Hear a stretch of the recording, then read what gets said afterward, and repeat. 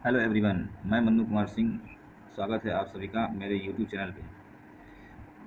बदली हुई परिस्थितियों के अनुसार यूनिवर्सिटी ने बीएससी पार्ट 2 और पार्ट 3 की परीक्षाएं मल्टीपल चॉइस क्वेश्चन के रूप में कराने का निर्णय लिया है। अतः आज हम ऑर्गेनिक केमिस्ट्री से बीएससी पार्ट 2 के लिए कार्बोहाइड्रेट टॉपिक पे कुछ महत्वपूर्ण एमसीक्यू क्वेश्चन का अध्ययन करेंगे। तो वीडियो को पूर्ण रूप से शुरू करने से पहले आप सभी मेरे चैनल को सब्सक्राइब करें और एक मोटिवेशन टिप्स जो आपके सामने दिख रहा है, आप थोड़ा इसको ध्यान से देखिए। जैसे कहा गया है कि आपके जीवन में दो सबसे महत्वपूर्ण दिन हैं, एक जिस दिन आप पैदा हुए और दूसरा जब आपको पता चल जाए कि क्यों पैदा हुए। तो वाकई में मेरे दोस्त, आज से अभी से आप पढ़ना शुरू कर देंगे, क्योंकि आपके एग्ज़ाम की आज की तारीख से अगर देखा जाए तो एक महीने महज बचे हैं, क्योंकि आज 27 और आने वाले 27 से ही आपका एग्ज़ाम शुरू हो रहा है। ठीक है, तो टेलीग्राम चैनल पर मेरे जुड़ सकते हैं। यूनिवर्सिटी की सभी अपडेट्स के लिए ये मेरा टेलीग्राम चैनल है, इस पर आप ज्वाइन कर सकते हैं।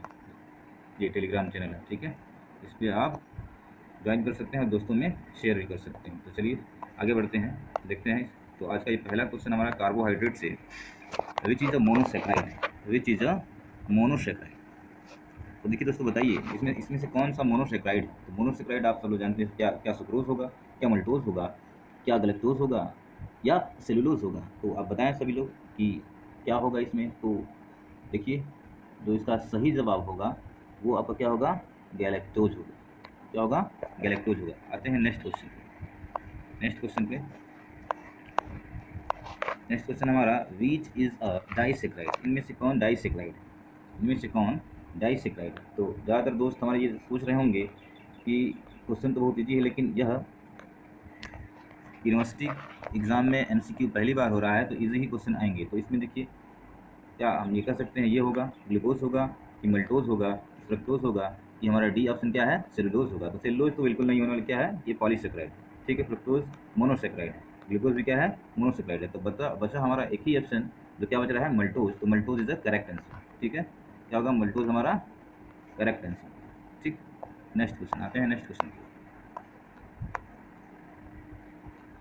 क्वेश्चन हमारा देखिए स्क्रीन के सामने है, ये है, which is the following, which of the following is not monosaccharide, is not monosaccharide. तो देख लीजिए, ऑप्शन आपके सामने, ये है आपका क्या, ए है राइबोज, ठीक, अगला है क्या, फ्रुक्टोज, और सुक्रोज, और क्या है, गैलेक्टोज। तो जो आपका सही जवाब होगा इसमें सुक्रोज, सुक्रोज एक ऐसा है जो क्या है, मोनोसेक्राइड नहीं है। ठीक है, बाकी हमारे राइबोज भी क्या है, मोनोसेक्राइड है, ग्लूकोज भी मोनोसेक्राइड है, और फ्रुक्टोज। तो सही जवाब क्या होगा आपका, जी, sucrose. Sucrose is the right answer.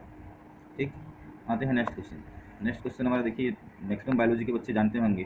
चौथा क्वेश्चन हमारा क्या है, the principal sugar in blood is. तो principal sugar in blood is, next बच्चों का ये जवाब होगा कि हाँ गुरुजी, ये क्या होगा, हमारा ग्लूकोज होगा, क्योंकि सभी लोग जानते हैं कि ग्लूकोज लेवल ब्लड में बढ़ जाता है तो शुगर हो जाता है। ठीक है, तो next question, glucose can not be classified as a. इसमें क्वेश्चन ये कह रहा है कि ग्लूकोज को हम क्लासिफाइड नहीं कर सकते हैं। बेहद ही मोस्ट इंपॉर्टेंट क्वेश्चन है, बेहद ही इंपॉर्टेंट क्वेश्चन है ये।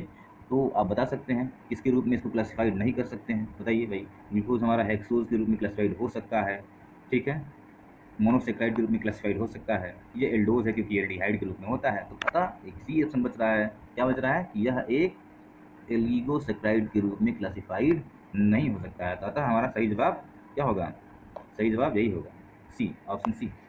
ठीक है, तो चैनल को सब्सक्राइब करें और अपने दोस्तों में शेयर भी करते रहें। ठीक, अगला क्वेश्चन है, 6 नंबर का क्वेश्चन है। देखिए क्या है हमारा, which of the following statement is false about glucose. मतलब ग्लूकोज के संदर्भ में कौन सा कथन गलत है। तो गलत में क्या है, it is a reducing sugar. भाई ग्लूकोज क्या है, हमारा रिड्यूसिंग शुगर है, सब लोग जानते हैं ग्लूकोज क्या हमारा रिड्यूसिंग शुगर है। ठीक, और क्या है, इट इज़ अ डाइसेक्राइड। क्या ग्लूकोज डाइसेक्राइड होता है, विचार करिए आप लोग। ठीक है, अगला हमारा क्या है, इट हैज़ अ पाइरोनोस फॉर्म। मतलब इसके पास पाइरोनोस फॉर्म होता है, बिल्कुल पाइरोनोस फॉर्म होता है। और लास्ट ऑप्शन क्या है, इट इज़ पॉली अल्कोहल। बिल्कुल, इसमें से तो देखा जाए तो option A, option A, option A और सी और क्या है, डी बिल्कुल ही करेक्ट है। लेकिन इसमें फॉल्स पूछ रहा है, तो फॉल्स में हमारा क्या हो जाएगा कि यह ग्लूकोज एक हमारा क्या, डाइसेक्राइड नहीं है। ग्लूकोज क्या हमारा है, डाइसेक्राइड नहीं है। तो ऑप्शन बी क्या होगा, बिल्कुल ही करेक्ट आंसर होगा। ठीक है, ऑप्शन बी हमारा क्या होगा, एकदम करेक्ट आंसर होगा। चलिए आगे बढ़ते हैं हम, देखिए ऑप्शन बी क्या होगा, करेक्ट। आगे बढ़ते हैं। नेक्स्ट क्वेश्चन हमारा है 7 नंबर क्वेश्चन हमारा है, which of the following statement is false about D glucose, मतलब डी ग्लूकोज के संदर्भ में कौन सा स्टेटमेंट गलत है। ठीक है, तो आप ऑप्शन देख लीजिए, 4 ऑप्शन आपको दिए गए हैं। कहा गया है कि D glucose it has a pyranose ring, बिल्कुल होता है पायरोनोज रिंग। क्या होता है? पायरोनोज रिंग होता है इसमें, ये तो सही है बिल्कुल। ठीक है, इट इज़ हेमी एसिटल। ठीक है, देखते हैं, इट शो म्यूटर रोटेशन, बिल्कुल शो करता है। ठीक है, it is present form of, it is purest from the table of sugar, मतलब ये कह रहा है कि प्योरेस्ट होता है टेबल ऑफ शुगर से। ठीक है, तो इसका जो सही जवाब होगा हमारा डी ही होगा, क्योंकि इसमें अगर देखा जाए तो ये प्योरेस्ट नहीं होता है, टेबल ऑफ शुगर में सबसे प्योरेस्ट ये नहीं होता है। तो सही जवाब क्या होगा हमारा? D option. ठीक है, बाकी सब स्टेटमेंट क्या है? बिल्कुल ही सही हैं। ठीक है, लेकिन गलत जवाब इसमें अगर देखा है, क्योंकि स्टेटमेंट में क्या कर रहा है, which of the following statement false about D glucose. तो देखिए, ये 3 स्टेटमेंट हमारे ए बी सी बिल्कुल ही सही हैं, लेकिन जो डी नंबर स्टेटमेंट है वो गलत है। हमसे क्वेश्चन में क्या पूछ रहा है? गलत ही में पूछ रहा है। ठीक है, तो नेक्स्ट क्वेश्चन देखते हैं। नेक्स्ट 8वां क्वेश्चन हमारा है, देखिए 8वां क्वेश्चन, देखा जाए, alpha D glucose is different from beta D glucose, है ना। अल्फा डी ग्लूकोज डिफरेंट होता है किससे? बीटा डी ग्लूकोज से। तो क्या ये पहला ऑप्शन कह रहा है in the configuration at C1 configuration के हिसाब से, या आपका क्या कह रहा है because they are mirror image of the each other, या इससे डिफरेंट होते हैं because they are in enantiomer. ठीक है, because they are, D option क्या है? Because they are geometrical isomer. ठीक है, तो अगर देखा जाए तो अल्फा डी और बीटा डी ग्लूकोज मेन आपके फंक्शनल ग्रुप से ही डिफरेंट होते हैं। ठीक है, फंक्शनल ग्रुप दोनों में एक ही होता है, बट क्या होता है, कार्बन C1 की पोजीशन, मतलब राइट हैंड साइड और लेफ्ट हैंड साइड OH का हो जाने की वजह से OH ग्रुप का एक इधर हो जाता है और एक क्या होता है, सीधे इसके अपोजिट हो जाता है। यही अल्फा डी और बीटा डी होता है। तो अतः हमारा करेक्ट आंसर जो होगा क्या होगा? ऑप्शन ए होगा। क्या होगा हमारा करेक्ट? ऑप्शन ए होगा। ठीक है, देखिए नीचे ऑप्शन ए सही है। आगे बढ़ते हैं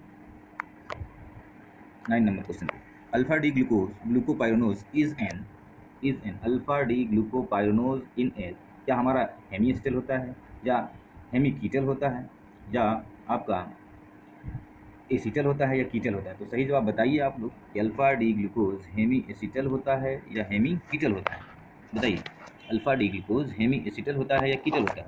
तो alpha D glucose hemiacetal होता है, ना कि हेमी कीटल होता है, ना कि एसिटल होता है, ना कि कीटल होता है। ठीक, ये फ्रक्टोज का होता है। ठीक है, नेक्स्ट क्वेश्चन पे आगे बढ़ते हैं। ये ऑप्शन सही है। 10वां नंबर क्वेश्चन है, देखिए 10 नंबर क्वेश्चन हमारा क्या कर रहा है, थोड़ा सा इसको स्क्रीन को छोटा करें कि लॉन्ग क्वेश्चन हो गया था, तो इसको देख लेते हैं।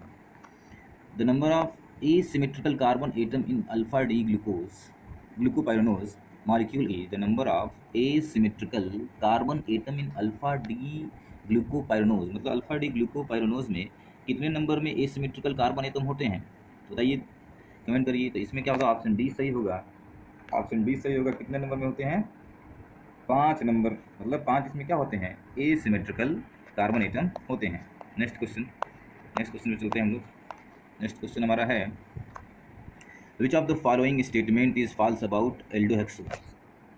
ऑप्शन ए कह रहा है it is monosaccharide aldohexose monosaccharide. ठीक है, फॉल्स कह रहा है तो बिल्कुल ये है। तो फॉल्स वाले क्वेश्चन को आप सभी प्यारे बच्चों बिल्कुल ध्यान से देखिएगा। कई बच्चे उत्साहित होकर के क्या करते हैं कि फॉल्स पे ध्यान देते ही नहीं है और डायरेक्ट टिक करके चले आते हैं। तो ये देखिए, फॉल्स आपको चुनना है, तो वही तो ये मोनोसेक्राइड है, सही है। ठीक है, it contain potential aldehyde group, बिल्कुल सही है, पोटेंशियल एल्डिहाइड ग्रुप बनता है। ठीक, alpha D glucopyranose is a aldohexose, बिल्कुल सही है। अब क्या है? फ्रुक्टोज इज एन एल्डोहेक्सोज, बिल्कुल ये गलत है। फ्रुक्टोज में क्या होता है? कीटोन फंक्शनल ग्रुप होता है। हमसे क्या पूछ रहा है? गलत ही तो पूछ रहा है। तो अतः ऑप्शन डी क्या होगा? सही होगा। मतलब इस क्वेश्चन का आंसर क्या होगा? Fructose is an aldohexose. क्या होता है? फ्रुक्टोज कीटोहेक्सोज होता है। ठीक है, म्यूटा रोटेशन पे क्वेश्चन देख लीजिए। Mutarotation is a term related to, देखिए म्यूटा रोटेशन जो टर्म है किससे रिलेट करता है? Mutarotation term is related to interconversion of anomer. Anomer में क्या होता है? इंटर कन्वर्जन होता है। ठीक है, अगला क्या है? रिलेशनशिप